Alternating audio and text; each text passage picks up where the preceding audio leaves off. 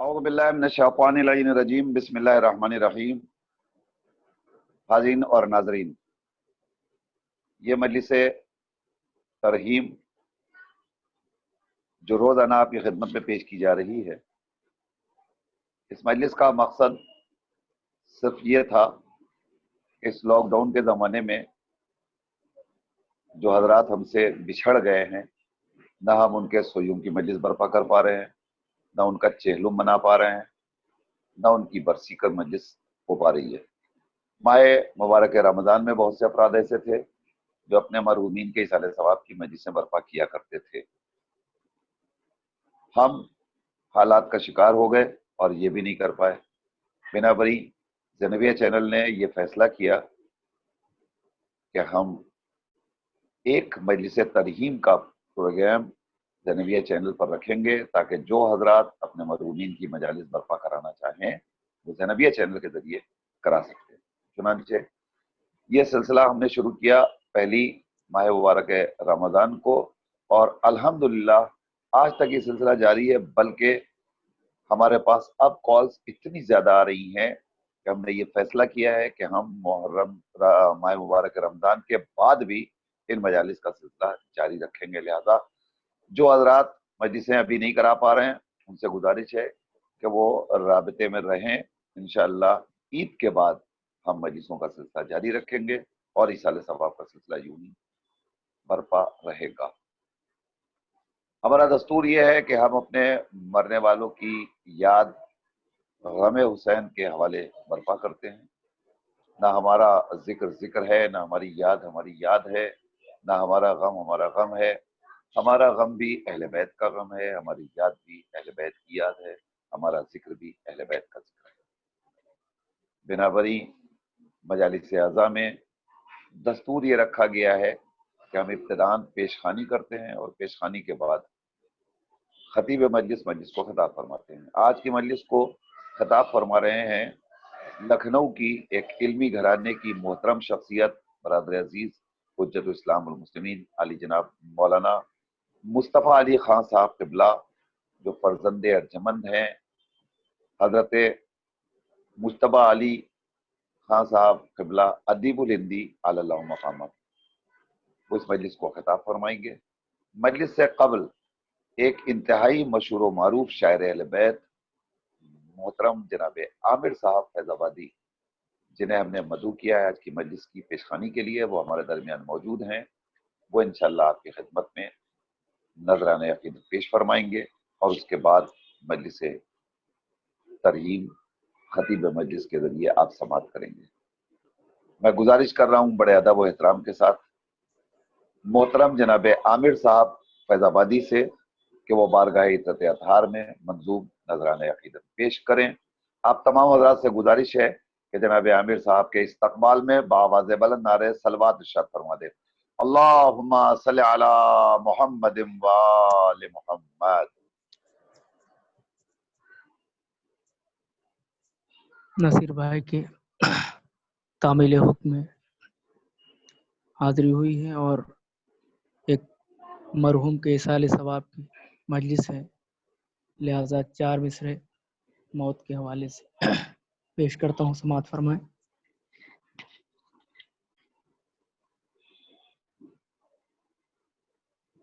سنوارو چہرے کو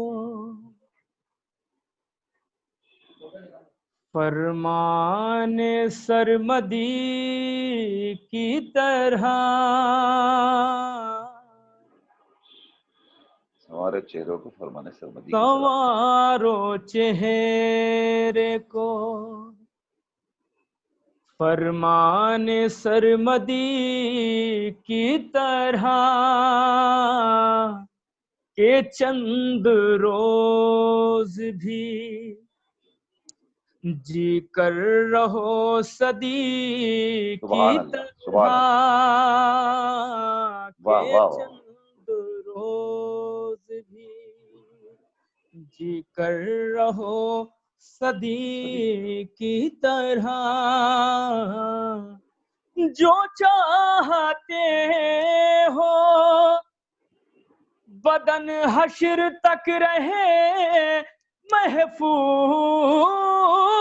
جو چاہتے ہو، بدن حشر تک رہے محفوظ، علی سے عشق کرو حجر بن عدی سبحان کی اللہ، طرح، سبحان اللہ، واہ واہ واہ، علی سے عشق سبحان اللہ، کرو حجر بن عدی کی طرح، علی سے عشق کرو حجر بن عدی کی طرح.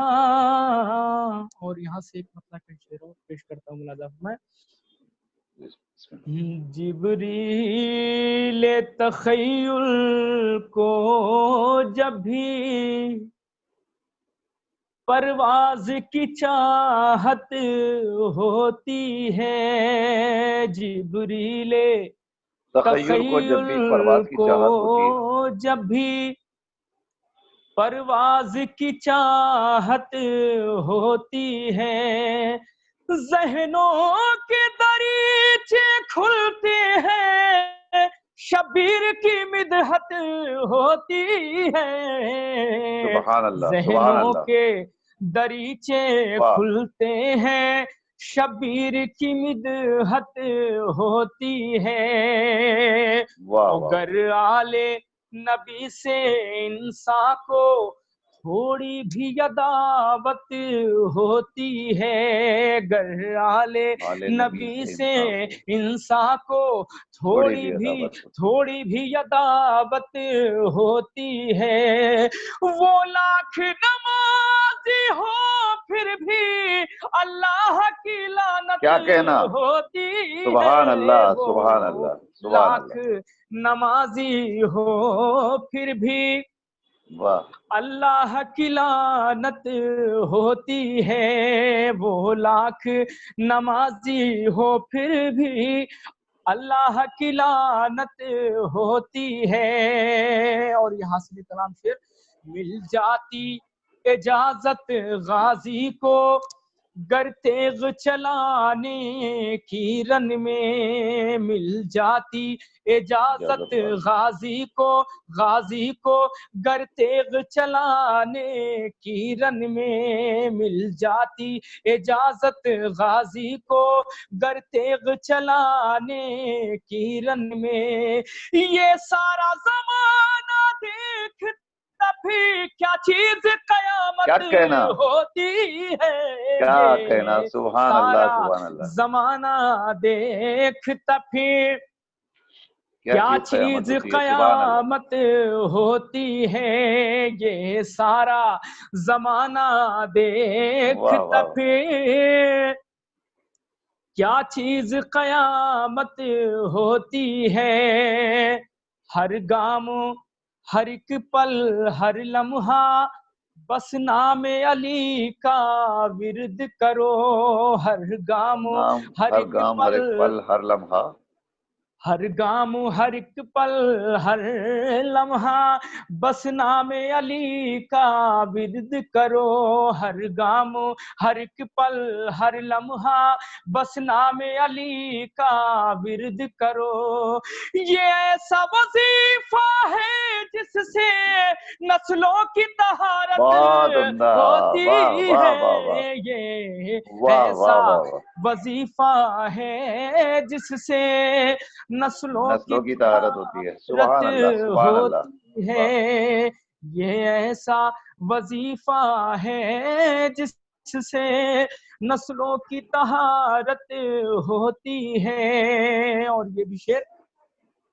قرآن کی آیت قرآن کی لوری سے فضا حسنین کو خود بہلاتی ہے، قرآن کی لوری سے فضا حسنین کو خود بہلاتی ہے، خالق کی عبادت ہوتی ہے، معصوم کی خدمت ہوتی ہے، خالق کی عبادت ہوتی ہے، معصوم کی خدمت ہوتی ہے، خالق کی عبادت ہوتی ہے، معصوم کی خدمت ہوتی ہے۔ اور آخر میں ایک مطلب دو تین شعر اور اس کے بعد سرکار تشریف لائیں گے۔ مطلب حاضر کرتا ہوں، ملاحظہ فرمائیں۔ ایسے اشکے اذان مارا ہے، ایسے اشکے اذان مارا ہے، ایسے اشکے اذان مارا ہے، ایسے اشکے اذان مارا ہے، جسم فتووں کا پارا پارا ہے، ایسے اشکے سبحان اللہ، سبحان اذان اللہ، مارا ہے، موت کو موت آنے والی ہے، واہ، موت کو موت آنے والی ہے، موت کو موت آنے والی ہے، موت کو موت آنے والی ہے، میں نے عباس کو سبحان اللہ، پکارا سبحان اللہ، واہ واہ واہ واہ، ہے، واہ واہ ایسے واہ اشکے اذان واہ، مارا ہے، جسم فتووں کا پارا پارا ہے۔ اور یہ بھی شعر، حسن یوسف ہے آج حیرت میں، حسن یوسف ہے آج حیرت میں، حسن یوسف ہے آج حیرت میں، حسن یوسف ہے آج حیرت میں، شہن یوں جان کو سوارا واہ، ہے، سبحان اللہ، سبحان ایسے اللہ، بہت اچھا شعر ہے، واہ اشکے واہ واہ اذان مارا ہے، واہ واہ، جسم فتووں کا پارا پارا کیا ہے۔ اور یہ ختم شعر، جسم فتووں کا پارا پارا ہے، ذکر شبیر نے زمانے میں، ذکر شبیر نے زمانے میں، چہرہ غیرت کا یوں نکھارا ہے، چہرہ غیرت کا یوں نکھارا ہے، وہ بھی کرتا ہے خرچ مجلس میں، وہ بھی کرتا ہے خرچ مجلس میں، جس نے فاقوں میں دن گزارا واہ واہ واہ ہے، واہ واہ واہ واہ، ایسے اشکے جزاک اذان اللہ، جزاک اللہ، مارا ہے، جسم فتووں کا پارا پارا ہے۔ سبحان اللہ، سبحان اللہ، جزاک اللہ، مولا سلامت رکھے۔ یہ تھے ہمارے شاعر اہل بیت جناب عامر صاحب فیض آبادی، جو انتہائی خوبصورت آواز میں بہترین کلام آپ حضرات کی سماعتوں کو ہدیہ کر رہے تھے۔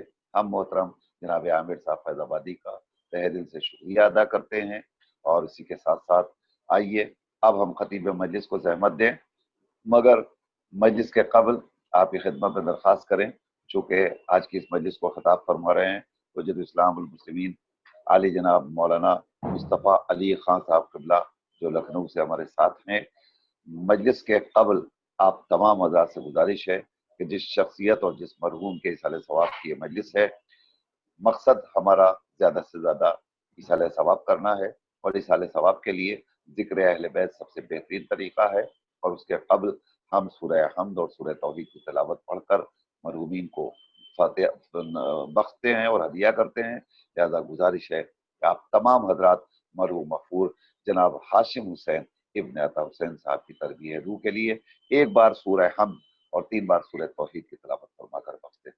بسم اللہ الرحمن الرحیم، الحمدللہ رب العالمین، الرحمن الرحیم، مالک یوم الدین، ایاک نعبد و ایاک نستعین، اهدنا الصراط المستقیم صراط الذین انعمت علیہم غیر المغضوب علیہم ولا الضالین۔ بسم اللہ الرحمن الرحیم، قل هو الله احد اللہ الصمد لم یلد ولم یولد ولم یکن له کفوا احد. بسم اللہ الرحمن الرحیم. قل هو الله احد اللہ الصمد لم یلد ولم یولد ولم یکن له کفوا احد. بسم اللہ الرحمن الرحیم. قل هو الله احد اللہ الصمد لم یلد ولم یولد ولم یکن له کفوا احد. اللهم صل علی محمد وعلی محمد اللهم صل علی محمد وعلی محمد اللهم صل. آئیے میں گزارش گزار ہوں خطیب مجلس حجت الاسلام والمسلمین عالی جناب مولانا مصطفیٰ علی خان صاحب قبلہ سے کہ وہ رونق افروز منبر ہوں اور مجلس کو خطاب فرمائیں. اعوذ باللہ من الشیطان اللعین الرجیم. بسم اللہ الرحمن الرحیم. الحمد للہ الذی ہدانا لہذا وما کننا لنہتدی لولا ان ہدانا اللہ. لقد جاءت رسل ربنا بالحق ثم الصلاة والسلام والتحية والإكرام على الرسول العربي المكي المدني القرشي الحربي الهاشمي. إن الله بعلمه اصطفى وبالغيبه ارتضى.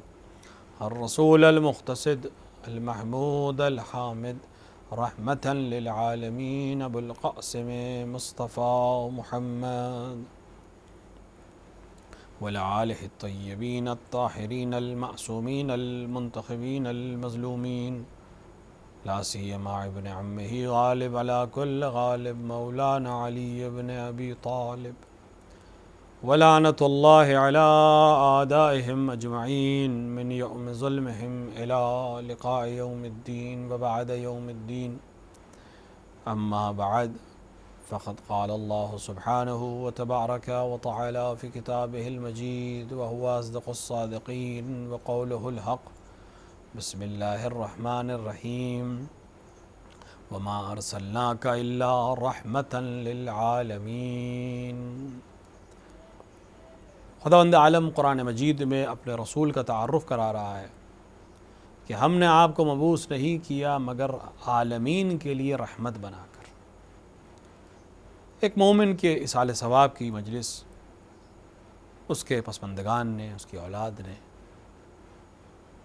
رکھی کہ بہترین اولاد ہونے کا فرض یہی ہے کہ اپنے مرحومین کو یاد کیا جائے، ان کے لیے اصال ثواب کیا جائے. اور اصال ثواب میں بھی سب سے بہترین عمل مجلس سید الشہداء علیہ السلام ہے، کیونکہ یہ وہ عمل ہے کہ جو معصومین نے انجام دیا، یہ وہ عمل ہے جس کی معصومین نے تاکید کی، یہ وہ عمل ہے جو وہ مرحوم کرتا رہا، اور اس کی برکتیں معصومین کی دعا کے نتیجے میں، معصومین کے حضور کے نتیجے میں بہت زیادہ ہیں. بے شک مرحوم کی نمازوں کو انجام دینا یا مرحوم کے لیے صدقات کو انجام دینا، مرحوم کے لیے دیگر مستحب اعمال اور ان کے واجبات کو ادا کرنا اپنی جگہ پر ہے، لیکن مجلس سید الشہداء جیسے ہر غم کا مداوع ہے، اس طرح کوئی اور چیز اس غم کا مداوع نہیں ہو سکتی. رسول اکرم تمام خوبیوں کے رسول ہیں. آج جو اولاد کسی کے ساتھ نیکی کر رہی ہے تو وہ تعلیم ہے رسول کی. آج اگر ایک انسان اپنی اولاد کی تربیت کر رہا ہے تو وہ تعلیم ہے رحمت للعالمین کی، کیونکہ اس زمانے میں مبعوث ہوا یہ پیغمبر جب لوگ اولاد کو زندہ درگور کر رہے تھے. نہ صرف بیٹیوں کو بلکہ رزق کے خوف سے، فقر کے خوف سے لوگ بیٹوں تک کو قتل کر دیتے تھے. قرآن نے اس کی طرف اشارہ کیا ہے. بیٹیوں کو قتل کرنا تو بہت زیادہ رائج تھا، لیکن بیٹوں کو بھی لوگ قتل کر دیتے تھے. اس ماحول میں آ کر اخلاق سکھانا، عظمتیں بیان کرنا، حقوق بیان کرنا، ان کو عملی شکل دے کر انسانوں کی تربیت کرنا، یہ رسول کے لیے سب سے بڑا مشن تھا اور سب سے بڑا کام تھا. آج ہمارے لیے شاید آسان ہو بیان کرنا اور سمجھانا اور دیکھنا اور کرنا، لیکن اس ماحول میں ایک شخص کے لیے ان تمام کاموں کو انجام دینا بہت سخت ہے. کسی سماج کی کسی چیز کو بدلنا بہت سخت ہوتا ہے. جس کے اوپر ایک عرصے سے عمل کیا جا رہا ہو، اس روایت کو توڑنا بہت سخت ہوتا ہے. اور بہت سخت عمل تھا جو رسول اللہ صلی اللہ علیہ وآلہ وسلم نے انجام دیا. رسول کا تعارف قرآن اس طرح سے کر رہا ہے وما ارسلناک الا رحمتا للعالمین. کئی چیزیں یہاں پر ہیں. کبھی کبھی ہم ترجمہ سن کے چلے جاتے ہیں, ترجمہ کر کے آگے بڑھ جاتے ہیں, اس کے اندر جو مفاہیم ہوتے ہیں ان کی طرف غور نہیں کرتے. کس وقت یہ جملہ کہا جا رہا ہے؟ انسانی سماج ابھی ترقی کے کس دور میں تھا؟ انسان نے ابھی اتنی ہی ترقی کی تھی کہ وہ قبیلوں سے, گاؤں اور گاؤں سے قصبوں اور شہروں کی سمجھ اس نے ڈیولپ کر لی تھی. بہت ترقی اگر کی تھی تو ان لوگوں نے کی تھی جو عرب کے باہر تھے, وہ بھی ملک جانتے تھے, اس سے زیادہ نہیں جانتے تھے. حکومت کے پھیلاؤ کو ملک سمجھتے تھے. ابھی سماج قبیلوں میں بٹا ہوا تھا. ابھی سماج اپنے شہر اور دوسرے شہر کی تمیز کو جانتا تھا. یہ میرا شہر, یہ تمہارا شہر, یہ میرا قبیلہ, یہ تمہارا قبیلہ. اس کے بعد سماج کے اندر قبیلہ, قبیلے کے اندر قبیلے سے بڑھ کر پھر ایک شہر, اور شہر سے بڑھ کر پھر ایک ملک, اور ملک سے بڑھ کر ایک بر اعظم, اور بر اعظم کے بعد یہ دنیا, اور اس دنیا کے بعد نہ جانے کتنی اور دنیا اور چاند اور ستارے اور فلک, اور یہ تمام چیزیں ایسی تھیں جس کو ابھی بشر سمجھ ہی نہیں پا رہا تھا.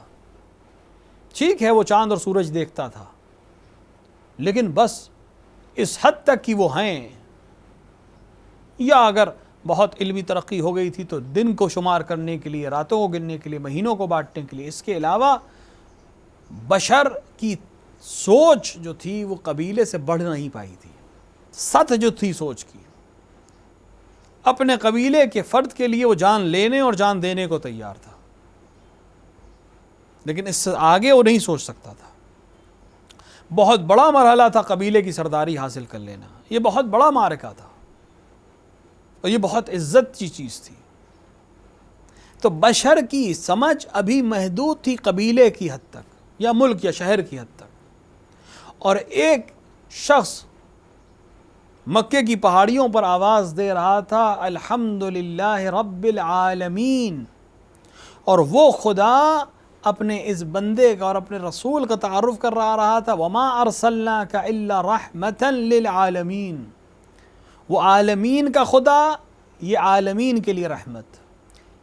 ویژن کتنا ڈیفرنٹ ہے. ایک سطح انسانی فکر کہاں ہے؟ قبیلوں تک, ملک تک, شہر تک میں رکی ہوئی اور پھنسی ہوئی. اور دوسری طرف ویژن دیا جا رہا ہے عالمین کا. یہ آج بتانا بہت آسان ہے. میں اکثر عرض کرتا ہوں کہ جتنا علم ترقی کرے گا, معصومین کی عظمتیں, پیغمبر اسلام کی عظمتیں, قرآن کی عظمتیں اور واضح ہوں گی, اور بتانا آسان ہو جائے گا.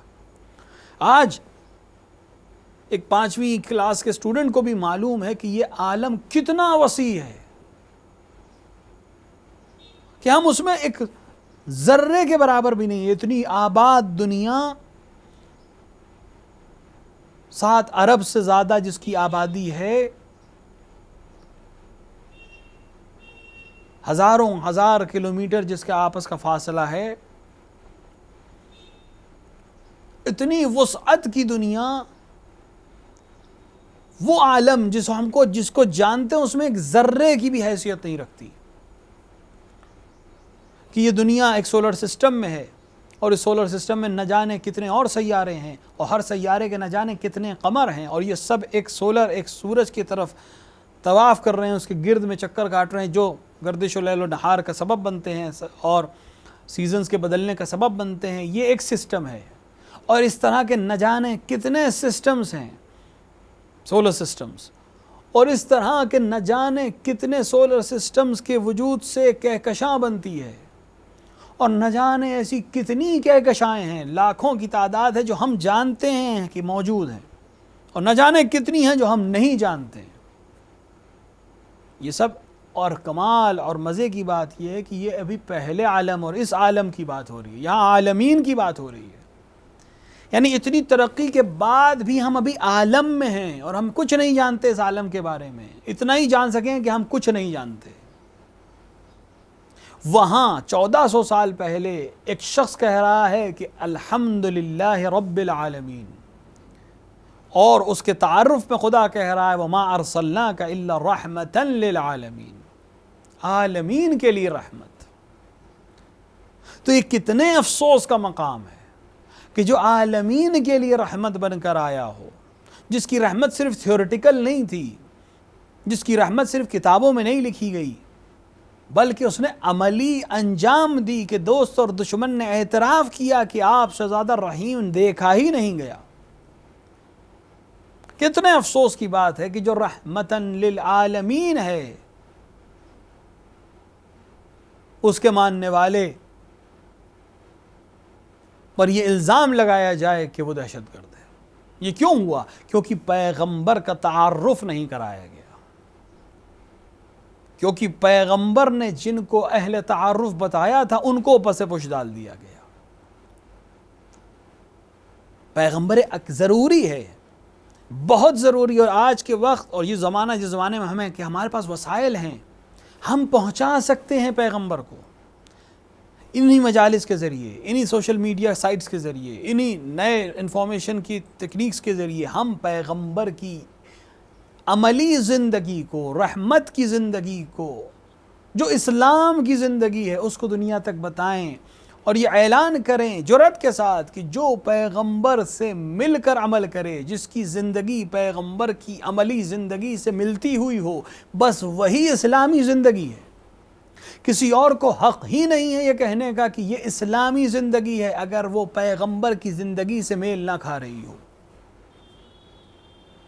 اگر پیغمبر کی عملی زندگی سے ہٹ کر کوئی عمل کر رہا ہے تو اس کا نام کچھ بھی ہو سکتا ہے، اس کا عہدہ اور منصب کچھ بھی ہو سکتا ہے، لیکن وہ اسلام کا آتھرائزڈ نمائندہ نہیں ہو سکتا۔ وہی نمائندہ ہے جس کا عمل پیغمبر کے عمل سے مل رہا ہو۔ دوستوں کے ساتھ کیسے پیش آؤ، بڑوں کے ساتھ کیسے پیش آؤ، چھوٹوں کے ساتھ کیسے شفقت کرو، یہ پیغمبر نے بتایا اور کر کے دکھایا۔ رحمت کا نمونہ، جس شہر نے 13 برس اذیت کی، بعثت کے 13 برس، ابتدائی 13 برس پیغمبر مکے میں رہے ہیں، کتنی اذیتیں ہیں، کبھی پتھر مارے ہیں، کبھی غلاظت ڈالی ہے، کبھی شیب ابی طالب میں رہنے پہ مجبور کر دیا ہے، اور آخر کار مکے سے ہجرت کرنی پڑی ہے۔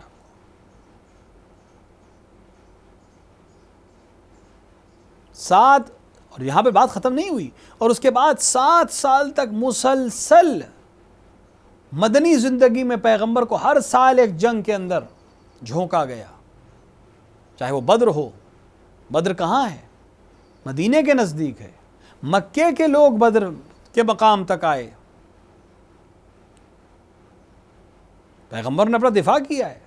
احد کہاں ہے؟ مدینے کے نزدیک، بہت نزدیک۔ جو لوگ گئے ہیں انہوں نے دیکھا ہے، جو نہیں گئے خدا ان کو نصیب کرے، اس بلا سے ہم کو جلد سے جلد نجات دے تاکہ یہ راستے کھل سکیں اور ہم پھر زیارتوں پہ جا سکیں۔ بہت نزدیک ہے۔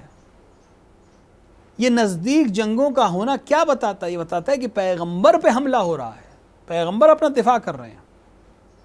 یہی مکے والے ہیں، بدر ہو یا احد ہو یا احزاب ہو جس کو ہم جنگ خندق کہتے ہیں، یا دیگر جنگیں ہوں، مکے والے مسلسل پیغمبر کو مکے میں بھی اذیت کرتے رہے، مدینے میں بھی مسلسل جنگیں آپ پر تھوپتے رہے یا سازشیں کرتے رہے، اور ہدف پیغمبر کو قتل کرنا ہوتا تھا۔ اس مکے میں آج پیغمبر فاتح کی حیثیت سے داخل ہو رہے ہیں۔ 20 سال جس نے اذیت کی ہے،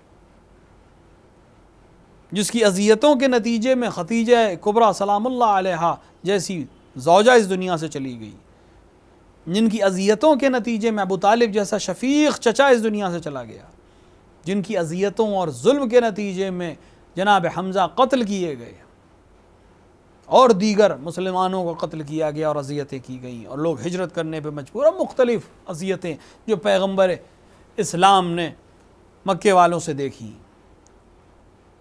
آج ایک لشکر کے ساتھ مکے میں داخل ہو رہے ہیں۔ کیا حق نہیں ہے پیغمبر کو بدلہ لینے کا؟ اتنا تو حق تھا ہی کہ جنہوں نے جرم کیا تھا ان کے ہاتھ کاٹ دیے جائیں، جنہوں نے جرم کیا تھا ان کو قتل کر دیا جائے۔ لیکن پیغمبر کو جب خبر دی گئی کہ لشکر کا علم جس شخص کے ہاتھ میں ہے وہ یہ نعرہ لگا رہا ہے الیوم یوم الملحمہ، آج خونریزی کا دن ہے، بدلے کا دن ہے، حرمتیں پامال کر دینے کا دن ہے، حق ہے اس کو بولنے کا۔ 20 سال اذیت ہوئی ہے اس انسان کو، 20 سال جنگیں اس نے دیکھی ہیں، آج وہ فاتح کی طرف سے شروع ہو رہا ہے۔ آج کی دنیا میں، اس ماڈرن دنیا میں بھی جنگ ختم ہونے کے بعد تو قتل و غارت شروع ہوتا ہے، کیونکہ پھر ان بے سہارا کو مارا جاتا ہے جو دفاع نہیں کر سکتے۔ لیکن پیغمبر کی عملی سیرت میں کہیں نہیں ملے گا۔ جو لوگ اسلام کو جنگ کا مذہب سمجھتے ہیں، آئیں اسلام کی جنگیں پڑھیں اور ہم پڑھ کر بتائیں انہیں۔ پیغمبر شہر میں داخل ہو رہے ہیں فاتح کی حیثیت سے، اور لشکر کا علم کہ ایک حصے کا علم یا ایک ٹکڑی کا علم جس کے ہاتھ میں اس نے کہا الیوم یوم الملحمہ، پیغمبر تک خبر دی گئی۔ پیغمبر نے امیر المؤمنین علی بن ابی طالب علیہ الصلوۃ والسلام کو بھیجا کہ، اور جملہ کیا کہا کہ علم کو نرمی سے داخل کرو شہر میں۔ یہ جملہ خلاف منافات جنگ ہے۔ جنگ سختی کا نام ہے، جنگ طاقت کے ساتھ داخل ہونے کا نام ہے، جنگ شمشیر کے زور دکھانے کا نام ہے، جنگ نیزے برداری کا نام ہے۔ پیغمبر فرما رہے ہیں پرچم کو آرام سے داخل کرو، کوئی گھبرائے نہیں، کوئی پریشان نہ ہو، کسی کو ڈرانے کی ضرورت نہیں ہے۔ امیر المومنین گئے، پرچم کو لیا، اس کی دل آزاری نہ ہو، پرچم بیٹے کے ہاتھ میں دے دیا اور نعرہ بدل دیا الیوم یوم المرحمہ۔ یہ رحمت کا دن ہے، یہ حرمتوں کو بچا لینے کا دن ہے۔ حق ہے، یہ امیر المومنین ہی کو حق تھا، کیونکہ بالکل ایک کردار ہے دونوں شخصیتوں کا۔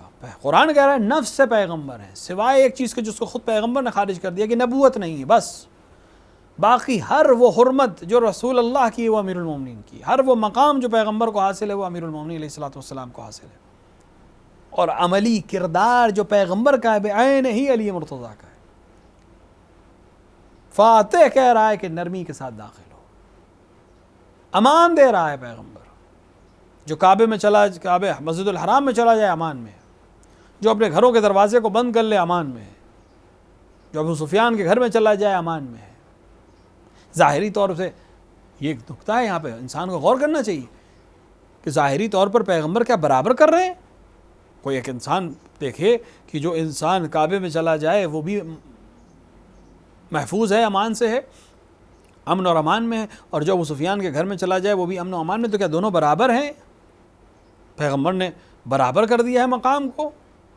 نہیں، شاید پیغمبر ایک پیغام دینا چاہ رہے ہیں کہ امان سب کو ہے، جو یہاں جائے اس کو بھی امان ہے، جو وہاں جائے اس کو بھی امان ہے۔ لیکن کل ممکن ہے سب کلمہ پڑھنے لگیں، کیونکہ یہ بات بھی قابل غور ہے اور قابل نقل ہے، لوگوں کو بتانے کی ضرورت ہے کہ فتح مکہ کے وقت بھی پیغمبر نے کفار کو مجبور نہیں کیا تھا کہ وہ اسلام قبول کریں، صرف یہ بات تھی کہ وہ تلوار نہ اٹھائیں اسلام کے خلاف، سازشیں نہ کریں اسلام کے خلاف، جنگ نہ کریں اسلام کے خلاف، قتل و غارت نہ کریں، خون ریزی نہ کریں، اپنے بچوں کو قتل نہ کریں، اسلام نہ لائیں، کوئی مسئلہ نہیں، کوئی فورس نہیں ہے، کوئی جبر نہیں ہے۔ لیکن کل پیغمبر کے اس عمل کے بعد کل مسلمانوں کی تعداد بڑھے گی، تو کہیں ایسا نہ ہو کہ انسان کو یہ دھوکہ ہو کہ سب کلمہ پڑھ رہے ہیں، کون سچا ہے اور کون سچا نہیں ہے۔ کہیں ایسا تو نہیں ہے کہ پیغمبر کی ہیبت سے گھبرا کر مسلمان ہو گئے ہوں، لشکر کی کثرت کو دیکھ کر مسلمان ہو گئے ہوں۔ پیغمبر شاید اسی نکتے کی طرف اشارہ کر رہے تھے کہ زیرک مومن زیرک ہوتا ہے، وہ سمجھ جائے گا کہ کیا پیغام ہے، یہاں پر بھی امان ہے، وہاں پر بھی امان ہے۔ اب دیکھو کون کعبے کو پناہ گاہ بنا رہا ہے، کون ابو سفیان کے گھر کو پناہ گاہ بنا رہا ہے۔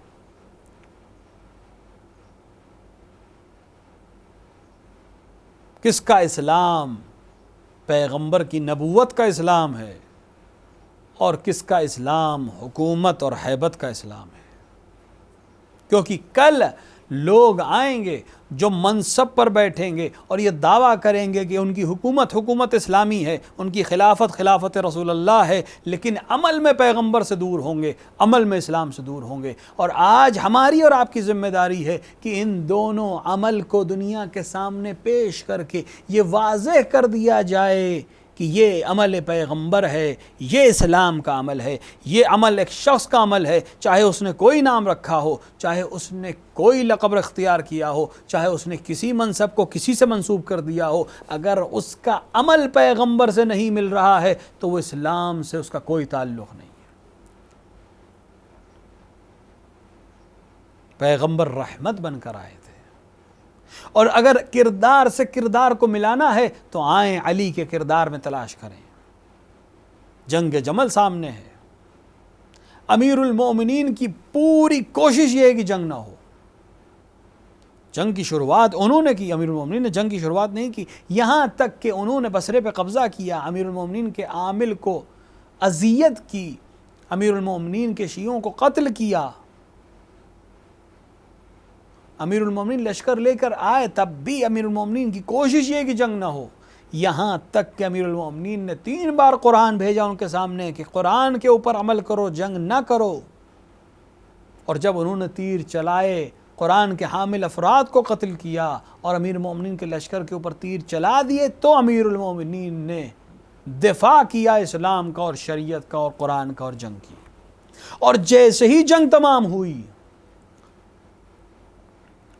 ویسے ہی امیر المومنین نے اعلان کر دیا کہ تمہیں بھاگے ہوئوں کو قتل کرنے کا حق نہیں ہے، جو تلوار رکھ دے اسے قتل کرنے کا حق نہیں ہے، کسی کو گرفتار اور اسیر بنانے کا حق نہیں ہے. یہ کردار ملائیے فتح مکہ کے کردار سے، سمجھ میں آ جائے گا کہ نفس رسول ہونے کا مطلب کیا ہے، خلیفہ رسول ہونے کا مطلب کیا ہے، حاکم اسلامی ہونے کا مطلب کیا ہے. ضرورت ہے ہماری آج کہ ہم بیان کریں پیغمبر کی عظمتوں کو، بیان کریں پیغمبر کے اخلاق کو، بیان کریں پیغمبر کا اپنے دشمنوں کے ساتھ برتاؤ کو. جنہوں نے 20 سال اذیت کی، پیغمبر ان کے شہر میں داخل ہو کے کہہ رہے ہیں کہ تم سب آزاد ہو، اذهبوا انتم طلقاء. تاریخ نے لکھا ہے کہ لوگ مسجد الحرام سے اس جملے کے بعد اس طرح نکل رہے تھے جیسے کوئی قبر سے باہر آتا ہو، جس طرح انسان کو قبر میں لٹا دیا جائے کہ اس کے موت کا یقین ہو چکا ہو، اور اس کو جان دے دی جائے اور اس کو جان بخش دی جائے اور اس کو اجازت دے دی جائے کہ تم اٹھ سکتے ہو، تو وہ جس حال میں اٹھے گا، جس سکون میں اٹھے گا، اس طرح سے لوگ مسجد الحرام سے اپنے گھر کی طرف جا رہے تھے، کیونکہ ان کو یقین آ رہا تھا موت کا، لیکن پیغمبر ان کو زندگی دے رہے تھے. آج اگر اسلام کی واقعی تصویر ہم پیش کرنے کی کوشش کریں گے اور اس پر لگیں گے تو عنقریب دنیا اسلام واقعی کو جانے گی. ہم پیغمبر کے کردار کو جب پڑھیں گے اور دنیا تک بتائیں گے تو لوگ اسلام واقعی سے آشنا ہوں گے. تب ہم پیغمبر کی تعلیمات کو جان سکیں گے، اس پر عمل کر سکیں گے.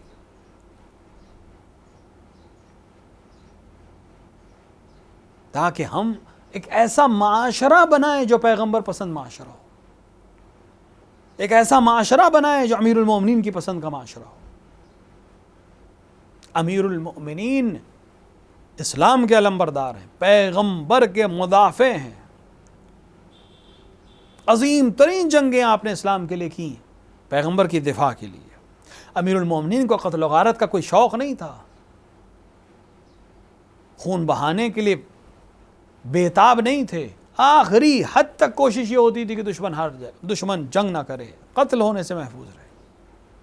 اور اسی لیے جب مجبوری میں آ کر دشمنوں کو قتل کیا ہے، اس کے بعد ان کی کوئی بے حرمتی نہیں کی.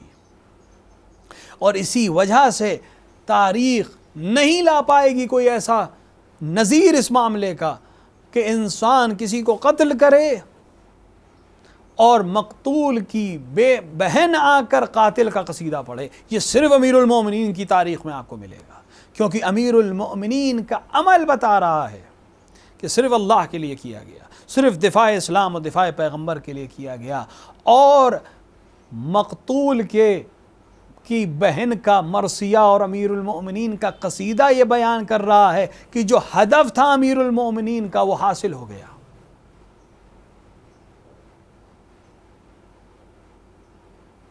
خوریزی کا شوق نہیں ہے، مجبوری ہے، اسی لیے اسی حد تک تلوار چلائی ہے جس حد تک ضرورت تھی. اور اس کی دلیل یہ ہے کہ مقتول کی بہن قاتل کا قصیدہ پڑھ کے اعلان کر رہی ہے کہ اس نے قتل تو کیا ہے لیکن عزت اور شرف کے ساتھ کیا ہے. اور اسلام اسی کو دینے آیا ہے، اسلام اسی کو پہنچانے آیا ہے. آج اولاد کا احترام یا والدین کا احترام اگر کسی معاشرے میں نہیں ہو رہا ہے تو ضروری ہے کہ پیغمبر کی طرف بازگشت کی جائے اور پیغمبر کی خوبیوں کو بیان کیا جائے، پیغمبر کے عمل کو بیان کیا جائے. کس طرح پیغمبر چھوٹوں سے پیش آتے تھے، کس طرح پیغمبر بڑوں کے ساتھ پیش آتے تھے، کس طرح آل پیغمبر نے ہم کو تلقین کی ہے کہ والدین کے ساتھ پیش آؤ، اور کس طرح والدین کو یہ تنبیہ کی اور حکم دیا ہے کہ بچوں کے ساتھ پیش آؤ. عام طور سے حقوق کی رعایت ایک طرف سے کرنے کا حکم ہوتا ہے اور معاشرے میں ہوتا ہے، بچوں پر زیادہ فورس کیا جاتا ہے کہ والدین کا احترام کرو، جبکہ ضروری ہے کہ والدین کو یہ بتایا جائے کہ بچوں کے جو حق تمہارے اوپر ہیں ان کو صحیح سے ادا کرو تاکہ واپسی میں وہ تمہارے حق کو ادا کر سکیں. ایک بچے کا حق جب آپ نے ادا نہیں کیا تو آپ کیسے توقع کرتے ہیں کہ وہ آپ کا حق ادا کرے گا؟ معاملہ دو طرفہ ہے. بچے کا حق آپ کی گردن پر ہے کہ آپ اچھا نام رکھیں، بچے کا حق آپ کی گردن پہ ہے کہ آپ اس کو قرآن کی تعلیم دیں اور اس کو آداب سکھائیں. امیر المومنین نے فرمایا کہ 3 حق ہیں، اچھا نام رکھو اس کا، اس کو قرآن کی تعلیم دو اور اس کو آداب سکھاؤ. آداب یعنی ثقافت، یعنی فرہنگ، بیٹھنے اور اٹھنے بیٹھنے کا طریقہ، لوگوں سے بات کرنے کا طریقہ، یہ سکھاؤ اپنی اولاد کو. جب یہ عمل والدین انجام دیں گے تو نتیجے میں یہ اولاد مطیع اولاد ہوگی. پھر اس کو تلقین کرے گا اسلام کہ تمہارا حق یہ ہے اور تمہاری گردن پر ماں باپ کا حق یہ ہے کہ تم ان کا احترام کرو.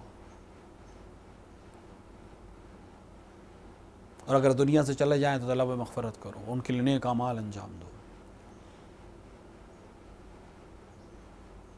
باپ کے لیے ایک جملہ امیر المومنین کا ملتا ہے اور امام سجاد علیہ السلام نے بھی رسالہ حقوق میں اس کی طرف اشارہ کیا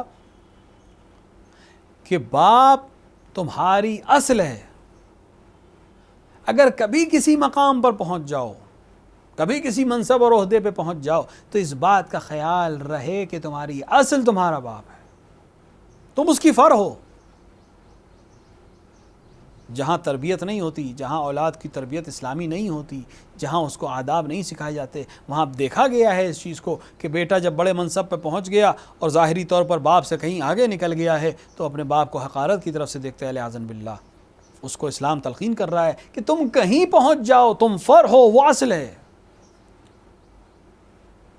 اس کے وجود سے تمہارا وجود ہے، تم جو بھی بنے ہو اس کے اصل وہی ہے. جس دن یہ معاشرے کو ہم تلقین کر دیں گے معاشرہ ایک بہترین معاشرہ ہو جائے گا. اور اگر بچے والدین کے لیے ایصال ثواب کر رہے ہیں تو یہ اس بات کی دلیل ہے کہ والدین نے اچھی تربیت کی ہے، یہ اس بات کی دلیل ہے کہ انہوں نے اپنے حق کو ادا کیا ہے تاکہ بچے اپنا حق ادا کر سکیں. انہوں نے کم سے کم اتنا سکھا دیا تھا کہ یہ ایصال ثواب کر سکتے ہیں، یہ انہیں یاد کر رہے ہیں. تربیت اس طرح سے ہو، اس طرح سے عمل کیا جائے کہ دونوں ایک دوسرے کے حق کی رعایت کریں. اسلام حقوق کو بیان کرنے آیا ہے، اسلام حقوق کو پہچنوانے آیا ہے اور عملی کرنے آیا ہے.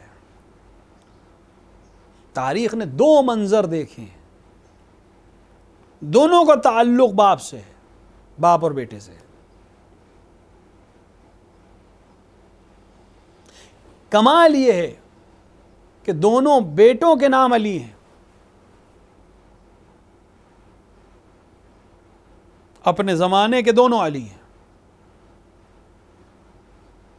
اور دونوں کا باپ بھی ایک ہے. جو علی کا بیٹا ہے، اور محبت علی میں اس نے اپنے بچوں کے نام علی رکھے ہیں۔ یہ ہمارے اور آپ کے لیے تلقین بھی ہے۔ جملہ بیچ میں آگے لحاظ عرض کرتا چلوں، ہمارے پاس بہت آتا ہے یہ مسئلہ، مولانا بچے کا نام بتا دیجئے، اپنے بچوں کے نام ائمہ کے بچوں پہ رکھیں۔ ائمہ نے خود کہا اپنے بچوں کے نام ہمارے بچوں پہ رکھو، کچھ ہی نام ہیں ان کے پاس، آپ تلاش کر سکتے ہیں، مل جائیں گے آپ۔ ان سے بہتر نام ہوتے تو ائمہ خود رکھتے، جو بہترین نام تھے وہ ائمہ نے اپنے بچوں کے لیے انتخاب کیے۔ کوئی فرق نہیں پڑتا اگر خاندان میں ایک ہی نام کے کئی لوگ ہو جائیں، کوئی حرج نہیں ہے۔ امام حسین کا عمل ہمیں بتا رہا ہے کہ ایک ہی نام کئی بچوں کے ہونا کوئی مسئلہ نہیں ہے، خصوصاً اگر وہ نام علی ہو۔ تینوں بیٹوں کے نام علی ہیں، اکبر نام نہیں ہے، اصغر نام نہیں ہے، تینوں کے نام علی ہے۔ وہ تو ہم پہچاننے کے لیے کہتے ہیں علی الاصغر یا علی الاکبر، یعنی بڑے علی اور چھوٹے علی یا منجھلے علی۔ نام علی ہے، محبت علی میں، کیونکہ وہ دور ایسا تھا کہ نام علی لینا دشوار تھا۔ امام حسین نے اس حکومت کی پالیسی کو اس طرح سے توڑا کہ تمہیں نام سے پریشانی ہے، میں اپنے ہر بچے کا نام علی رکھوں گا۔ اگر آپ علی کی محبت رکھتے ہیں، اپنے بچوں کے نام میں علی نام رکھیے، اپنے بچوں کے نام میں حسین نام رکھیے، اپنے بچوں کے نام میں رسول اللہ کا نام رکھیے، تاکہ جب زمانے میں پکارے جائیں تو اتنے علی کھڑے ہوں، اتنے محمد کھڑے ہوں، اتنے حسن اور حسین کھڑے ہوں کہ جو دشمن ہیں ان کے لیے کم سے کم ان کا نام جواب ہو جائے۔ دونوں علی ہیں، اپنے باپ کے ساتھ ہیں۔ ایک منظر وہاں ہے جہاں تربیت کا نتیجہ دیکھنے کو آ رہا ہے کہ باپ نے ایک بار کلمہ استرجاع زبان پہ جاری کیا اور کہا انا للہ و انا الیہ راجعون، تو تربیت شدہ امامت نے یہ سوال پوچھا کہ بابا بے شک حق ہے، لیکن آپ نے یہ کلمہ استرجاع زبان پر کیوں جاری کیا؟ اور امام نے جواب دیا کہ بیٹا میں نے ابھی کسی منادی کو یہ آواز دیتے سنا کہ وہ کہہ رہا ہے کہ یہ لشکر یا یہ قافلہ موت کی طرف بڑھ رہا ہے اور موت پنجے گڑائے ان کی طرف بڑھ رہی ہے۔ تربیت امامت کا حق تھا کہ وہ یہ سوال کرے کہ بابا کہ ہم حق پر نہیں ہیں، یعنی موت سے کوئی مطلب ہی نہیں ہے، حق پر ہے یا نہیں؟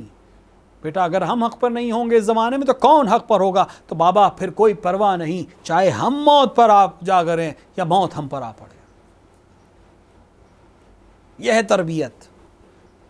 اور حق ہے پھر باپ کو کہ جب یہ بیٹا رخصت ہونے لگے تو وہ عمل انجام دیں جو کسی کے ساتھ انجام نہیں دیا۔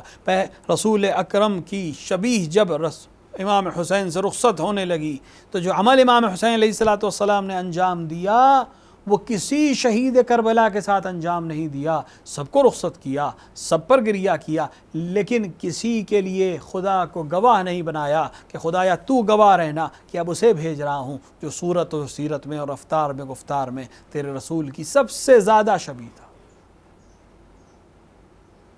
رخصت ہوا، علماء بیان کرتے ہیں کہ جب علی اکبر رخصت ہوئے تو تھوڑی دیر بعد انہیں محسوس ہوا کہ پیچھے سے کوئی آ رہا ہے، اور جب پلٹ کر دیکھا تو سید الشہداء تشریف لا رہے تھے۔ بابا آپ نے تو مجھے رخصت کر دیا۔ کہا بیٹا کاش تم صاحب اولاد ہوتے۔ لوگ اس کو باپ کی محبت سمجھتے ہیں، بے شک یہ باپ کی محبت ہو سکتی ہے اور حق ہے باپ کو اگر علی اکبر جیسا بیٹا ہو تو انسان اس کے پیچھے جا کر اس کی شکل دیکھے، اس کو بار بار دیکھنے کی خواہش کرے۔ لیکن یہاں مسئلہ یہ ہے کہ یہ بیٹا شبیہ پیغمبر ہے۔ حسین چاہتے ہیں کہ جب تک ممکن ہو رسول کی تصویر کو دیکھتے رہیں، کیونکہ اب جب اس تصویر کو دوبارہ دیکھیں گے تو وہ خون میں غلطہ ہوگی۔ یہی وجہ ہے جب حسین کے بیٹے نے حسین کو آواز دی علیک منی السلام یا ابت، یہ جملہ بتا رہا ہے کہ علی اکبر نہیں چاہتے تھے کہ حسین ان کے جنازے پر آئیں، لیکن حسین علی اکبر کے جنازے پر پہنچے اور بیٹے کو اس حال میں دیکھا کہ خدا کسی بیٹے کو اور کسی باپ کو اس منظر کی طرف نہ لے جائے، اور کوئی باپ یہ منظر نہ دیکھے جس طرح علی اکبر کے سینے کو امام حسین نے دیکھا اور اس کے بعد امام نے ایک سوال کیا، بیٹا تمہارا ہاتھ سینے پر کیوں ہے؟ یہی جواب ملا، بابا بہت اذیت ہے، سینے میں انی چبھ گئی ہے۔ حسین نے کس طرح وہ انی نکالی لیکن حسین جانتے ہیں اور حسین کا خدا جانتا ہے، لیکن ایک باپ بیٹے سے رخصت ہو رہا ہے، ایک بیٹا باپ سے رخصت ہو رہا ہے۔ اس طرح کا یہ عمل ہے کہ جب خدا کو گواہ بنایا گیا اور بیٹے کو رخصت کیا گیا اور اس حال میں اس دنیا سے جا رہا ہے کہ سینے میں برچھی کی انی لگی ہوئی ہے، اور برچھی کی انی کو حسین نے اس طرح کھینچا، ادھر روح قفس عنصری سے پرواز کر گئی۔ اب حسین میں سکت نہیں تھی کہ علی اکبر کے جنازے کو اٹھاتے، لہٰذا آواز دی، اے بنی ہاشم کے بچوں آؤ اور اپنے بھائی کے جنازے کو اٹھانے میں مدد کرو۔ یہ علی اکبر کی رخصت تھی، یہ بیٹے کی رخصت تھی۔ اور ایک دوسرا منظر اسی کربلا میں عصر عاشور نمودار ہوتا ہے کہ جب حسین وقت کے علی سے رخصت ہونے آتے ہیں، زین العابدین کے شانے کو ہلاتے ہیں، اور ایک بار امام کو غشی سے افاقہ ہوتا ہے اور دیکھتے ہیں کہ بابا یکا اور تنہا کھڑے ہیں۔ ایک بار علی زین العابدین نے کہا، بابا آپ تنہا کیسے ہیں؟ بھیا علی اکبر کہاں ہیں؟ چچا عباس کہاں ہیں؟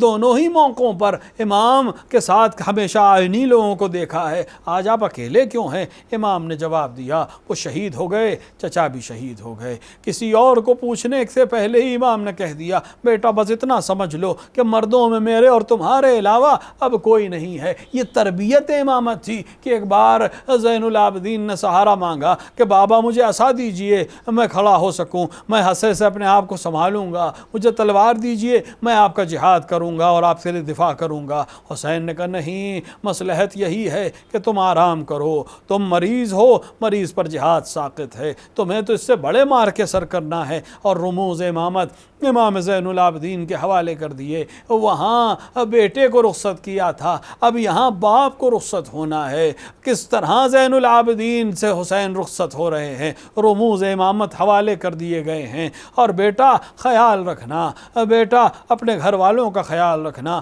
یہ جو جنگ میں نے شروع کی ہے، یہ جو تحریک میں نے شروع کی ہے، اسے تمہیں بچانا ہے، یہ دنیا تک تمہیں پہنچانی ہے، اور اس کے لیے بڑی ذمہ داریاں تم پر دی جا رہی ہیں۔ اور حسین رخصت ہو گئے، حسین میدان کربلا میں آ گئے، حسین اپنے بیٹے سے رخصت ہو چکے۔ اب حسین لقائے الہی کے لیے آگے بڑھ رہے ہیں، تلواروں کا ہجوم ہے، حسین جنگ کر رہے ہیں، اور ایک ایسی جنگ کی جس کی کوئی نظیر نہیں ملتی، یہاں تک کہ وہ مرحلہ آیا کہ حسین اب زخموں سے چور ہیں، ہر طرف سے حملہ ہے۔ اب حسین گھوڑے پہ سنبھل نہیں پا رہے، ایک بار زمین کی طرف تشریف لے کر آئے اور قاتلوں نے آپ پر حملہ کیا، فرات کا پانی نیزوں اچھلا، سورج کو گہن لگا، سیاہ آندھیاں چلنا شروع ہوئی۔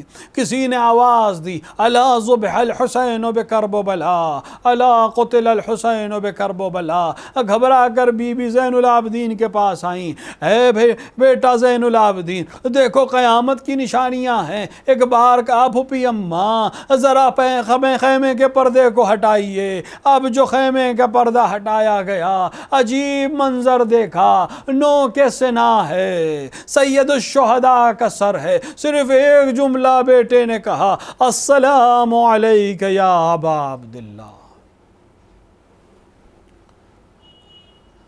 خدایا ہمارے اس مختصر عمل کو قبول فرما، ہمارے درمیان جو حاجت مند ان کی حاجتوں کو پورا فرما۔